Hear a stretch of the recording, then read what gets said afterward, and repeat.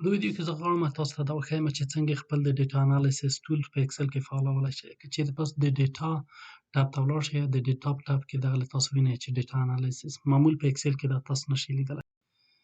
نو د دې په خاطر چې هغه فعال شي باید د فایل مینو باندې کلیک وکړئ، په فایل چې کلیک وکړو او لاندې راشئ او آپشن باندې کلیک کړئ. په آپشن باندې چې کلیک کړئ تاسو ته به دغه مینو خلاصه شي. دا مینو چې خلاصه شوله راشئ اډینس ته.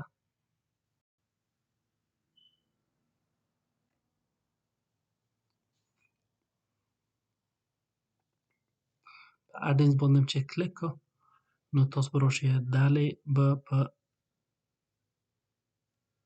ګو باندې کلیک کړئ. صحیح شو؟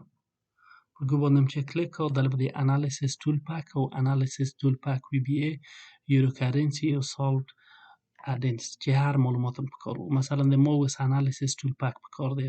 زه غواړم چې دا دلته راشي د ما په صفحه باندې د به اوکې کلیک کړئ. نو لږ صبر ورته وکړئ د تاسو دلته انالیسس فعال شي. صحیح شو؟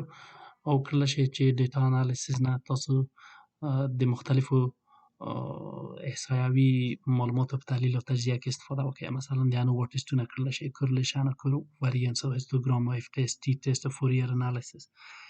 دا ټول د دونه ایستلی شئ. نورې ویډیوګانې وګورئ چې د ځینو ټسټونو زه کړم، تاسو هغه وګورئ چې څنګه موږ استفاده ترې کړلی شو.